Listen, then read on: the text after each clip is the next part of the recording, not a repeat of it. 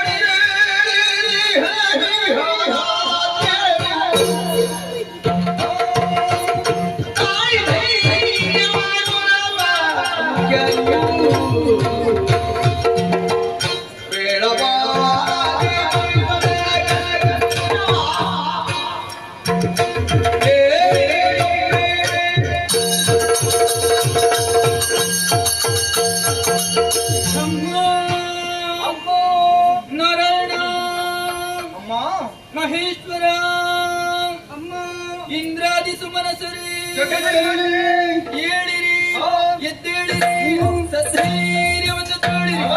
ಎಲ್ಲರೂ ಬಂದಾಗಿ ತುಹಿನಗಿರಿಯನ್ನು ಸೇರಿ ಭಾವ ಶುದ್ಧದ ಭಕ್ತಿಯಿಂದ ನನ್ನನ್ನು ಒಲಿಸಿಕೊಂಡಿದ್ದೀರಿ. ಶರಣಾಗತರಾದ ನಿಮ್ಮ ಮುಖ ರಾಹು ಕ್ರಿಸ್ತ ಚಂದ್ರನ ಹಾಗಾಗಿದೆ. ಕಪೋಲದಲ್ಲಿ ಕಣ್ಣೀರು ಧಾರೆ ಕಷ್ಟವಂತೆ ಯಾರಿಂದ ತಿಳಿಸಿರಿ, ಪರಿಹರಿಸುತ್ತೀರಿ.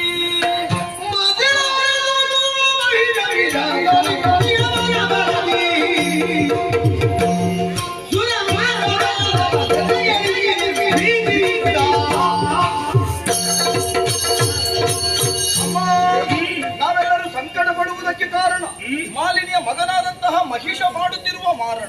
ಅನುಕೂಲವಾಯಿತು ತಾಯ ಕಮಲಾಸನನ ವರ ಪ್ರಮಾಣ. ಭೂಮಿಯಿಂದ ವ್ಯೋಮದವರೆಗೆ ವ್ಯಾಪಿಸಿದೆ ದುರ್ಮತಿಗಳ ದುರ್ಗುಣ. ಕತ್ತರಿಸಿ ಹೋಗಿದೆ ತಾಯ ದೇವತೆಗಳ ಮೂರ್ತಿ ತಯಾರಾದಂತಹ ನಾವು ಯಾರಿಗೂ ಒದಗಿಸಲಾರೆವಮ್ಮ ಜೀವನ. ಪರಿಪಾಲಿಸಬೇಕಮ್ಮ ಕರುಣ.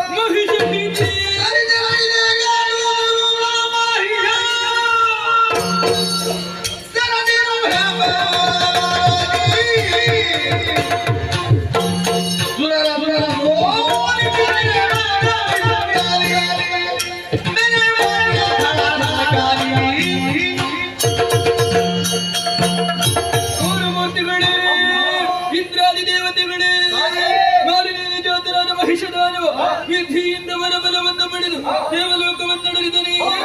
ಧರ್ಮಾತ್ಮರಾದ ದೇವತೆಗಳನ್ನು ಗೆಡಿಸಿದರೆ ಧರ್ಮದ್ರೋಹಿಯಾಗಿ ಲೋಕಕಂಟಕನಾಗಿ ಮೆರೆಯುತ್ತಿರುವನೇ ಮಹಿಷ. ತಿಳಿದೆ ತಿಳಿದೆ. ಅಮ್ಮ, ಕೆಟ್ಟವರೊಂದಿಗೆ ಕೆಟ್ಟವರೇ ಸೇರ್ತಾರೆ ಎನ್ನುವ ಹಾಗೆ ಶಂಕದುರ್ಗಾದಿರು ಸೇರಿದ್ದಾರೆ. ಮಕ್ಕಳೇ, ಮಹಿಷನನ್ನು ಹೊಂದಿಕೊಂಡು ಆತನಿಗೆ ದುರ್ಬೋಧನೆಯನ್ನು ಮಾಡುವವರು ಶಂಕಾಸುರ, ದುರ್ಗಾಸುರ, ಬಿಡಲಾಸುರ, ಚಿತ್ತುರಾಸುರ ಎನ್ನುವಂತಹ ದುಷ್ಟಗಣನವೇ. ಅಂತಹ ದುರುಳರನ್ನೆಲ್ಲ ತಂದು ಧರ್ಮನಾಶಕನಾದಂತಹ ಮಹಿಷನನ್ನು ವಧಿಸಿ ನಿಮಗೂ ಲೋಕಕ್ಕೂ ಸನ್ಮಂಗಲ ಉಂಟು ಮಾಡುತ್ತೇನೆ.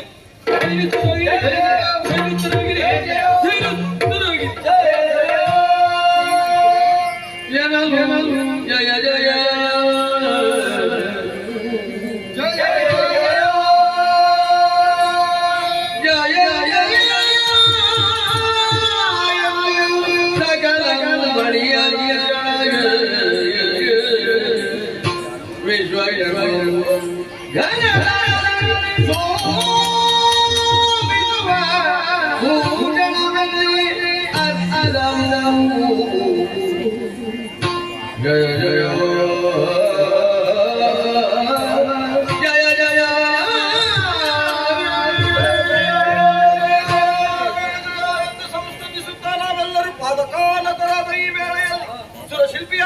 ವಿಶ್ವಕರ್ಮನೆ ಮಹಾಮಾತೆಗಾಗಿಯೇ ಘನತರದ ವಸನ ಭೂಷಣಗಳನ್ನು ಅರ್ಪಿಸಿದ್ದಾನೆ.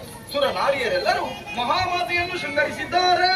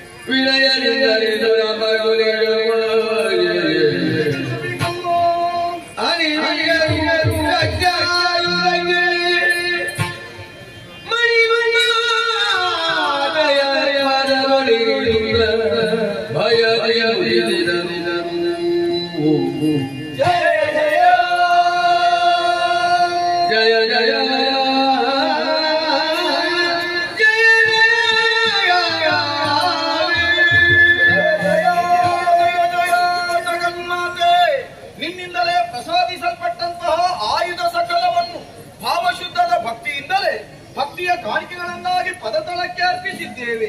ಆ ಆಯುಧಗಳನ್ನು ಶಕ್ತ್ಯಾಯುಧಗಳನ್ನಾಗಿಸುತ್ತಾ ಬಹು ಬಾಹುಗಳಲ್ಲಿ ಧರಿಸಿ ಮಹಿಷ ವಶೆಗಾಗಿ ಉದ್ಯುಕ್ತಳಾದಂತಹ ನಿನ್ನನ್ನು ಕಂಡಾವಾಗ ನಮ್ಮ ಅಂತರಂಗವಾಯಿತು ತಾಯೇ ಆನಂದದ ಆಗರ. ಅದಕ್ಕಾಗಿ ಮುನಿ ಸಂದೋಹದೊಂದಿಗೆ ನೆರೆದಿದೆ ಭಕ್ತ ಜನರ ಸಾಗರ. ಈ ಸಂಭ್ರಮದಲ್ಲಿ ತಾನೂ ಸೇವೆ ಮಾಡುತ್ತೇನೆ ಎನ್ನುವ ಹಂಬಲದಿಂದಲೇ ಎತ್ತರದ ಅರಸನಾದಂತಹ ಹಿಮವಂತ ಕೇಸರಿಯಾಗಿ ಹತ್ತಿರ ಬರುತ್ತಿದ್ದಾನೆ.